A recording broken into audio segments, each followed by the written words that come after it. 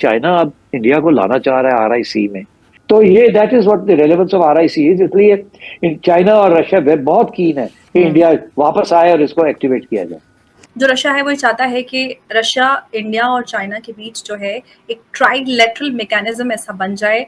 Russia के लिए अब सिर्फ चाइना के साथ बायलैटरल रिलेशन में चाइना डोमिनेट कर रहा है, so it wants to have a trilateral ताकि चाइना को वो बैलेंस कर सके विथ इंडिया।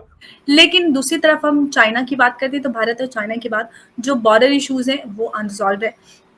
तो इन सब के बीच में क्या ये जो ट्रायोके है वो बन पाएगा? मीनवाइल जो हम हुकाम, इंडियन हुकाम के विजिट देख रहे हैं चाइना के तवातुर से, अभी हाल ही में जयशंकर भी मुलाकात करके आए हैं अपने हममनसब के साथ। So I think India is trying to improve relations with China, लेकिन वो इकोनॉमिकली मोटिवेटेड है, नॉट जियोपॉलिटिकली। आज बड़ी खबर ये आ रही है कि चाइना ने भी पहलगाम अटैक को कंडेम किया है। वो पहलगाम अटैक जिसकी बेस पे इंडिया पाकिस्तान के दरमियान जंग हो गई कि अब पाकिस्तान गवर्नमेंट का क्या स्टांस होगा, पाकिस्तान का क्या स्टांस होगा, और वो क्या समझते हैं। चाइना एक साइड पे पाकिस्तान को जंग में सपोर्ट करता है, दूसरी साइड पे इंडिया से बिजनेस भी कर रहा है। और यहाँ पर अब इस तरह से अलग से इन्होंने कंडेमनेशन जारी कर दिया। अलग से कंडेमनेशन जारी करने की ज़रूरत नहीं थी। पहले तो उन्होंने स्टेटमेंट जारी किया था कि भाई इसकी जांच होनी चाहिए, अब उन्होंने पूरी तरह से उसको कंडेम कर दिया है। चीन की इस हरकत से पाकिस्तान को बहुत धक्का पहुंचा है। हेलो दोस्तों, स्वागत है आप सभी का एपी ज्ञान चैनल पे।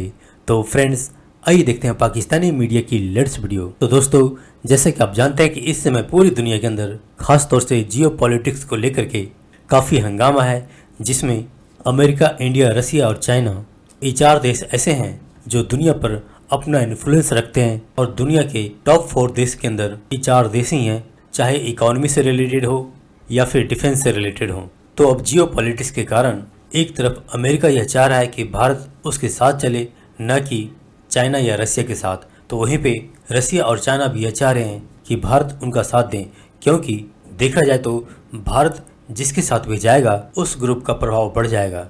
लेकिन इंडिया कोई छोटा मोटा देश नहीं है, इंडिया खुद में भी एक बड़ा पावर है वर्ल्ड के अंदर। तो ऐसे में इंडिया भला अमेरिका के साथ या फिर रसिया चाइना के साथ ग्रुप में क्यों जाएगा। लेकिन इसी में जैसा कि देखा जा सकता है, अभी चाहे वो अमेरिका हो या फिर चाइना हो या फिर यहाँ तक कि रसिया हो, ये तीनों ही अपने अपने तरीके से भारत को अपने साथ लाने के लिए कभी या तो ये प्रेशर डाल रहे हैं भारत के ऊपर अलग अलग तरीक़ों से, तो ये कभी ये भारत के साथ गुडी गुडी यानी भारत की हक की बात भी करने लगते हैं। तो दोस्तों, आइए देखते हैं पाकिस्तानी मीडिया के इस लेटेस्ट वीडियो को।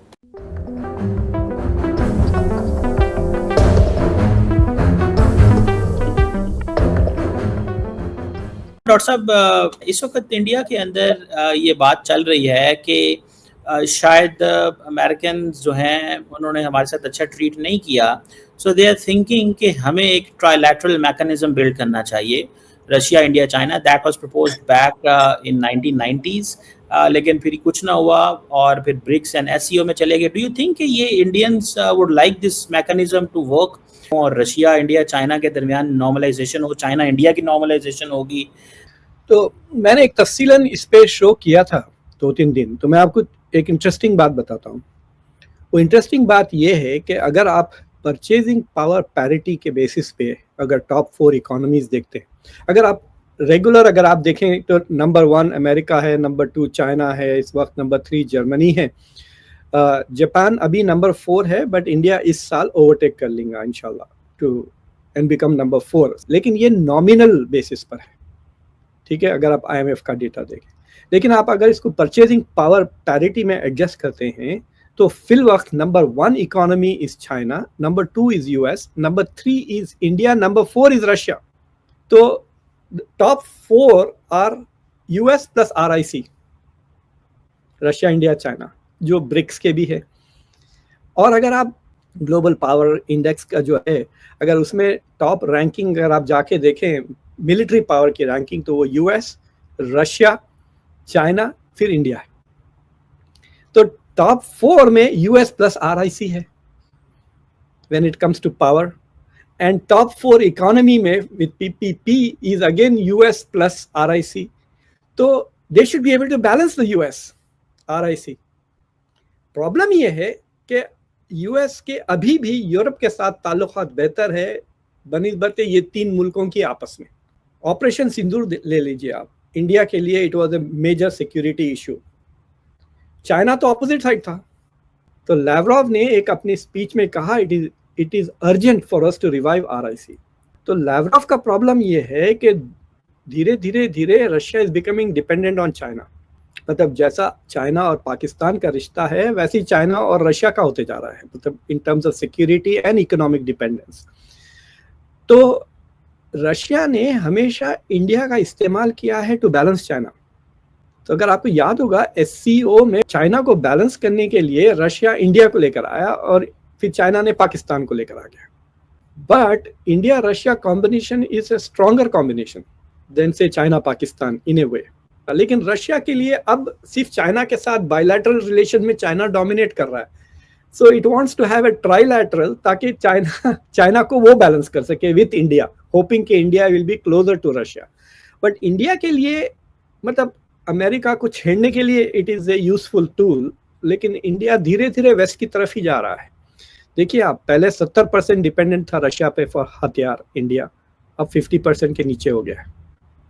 फ्रांस का हिस्सा बढ़ते ही जा रहा है। लेकिन अभी फिर इंडिया हैज जस्ट साइंड ए पानी के जहाज का नेवी शिप के लिए विद रशिया के साथ अभी एक डील साइन की है इंडिया ने। तो इंडिया तो लगा हुआ है, ये चारों के साथ फंसा हुआ है ना, यूएस, रशिया, चाइना के साथ बहुत क्लोज रिलेशंस हो गए। अगर आप इंडिया के टॉप ट्रेडिंग पार्टनर्स अब देखते हैं तो रशिया, चाइना, यूएस है। So India is part of this, लेकिन India is not going to dump the US. India wants the US more than it wants Russia.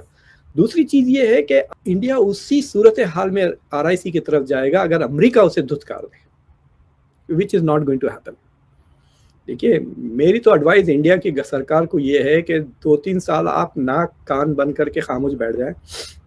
जो बात आ रही है वॉशिंगटन से उसको इग्नोर करें। 3 साल के बाद हवा इनको ठीक हो जाएगी। इवन अगर जेडी वैंस जीतता है ना 2028 में, he will be very different than Donald Trump. अगर डेमोक्रेट आए तो दे विल, इंडिया के लिए तो अब सीख गए इन्होंने सबक about Republicans. Democrats will be good for India. अगर जेडी वैंस आता है या कोई भी दूसरा रिपब्लिकन आता है, it will be better than Trump. इतनी अनसर्टेनिटीज और इतने बड़े बड़े कदम नहीं उठाएंगे वो जिस तरह ट्रंप उठाते हैं। सो बेसिकली इंडिया के लिए आरआईसी की जरूरत नहीं है। They need to just suffer 3.5 years of Donald Trump.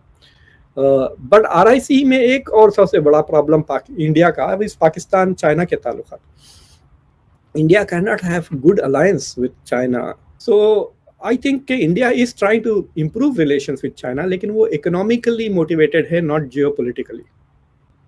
कि उनको चाहिए rare earth materials.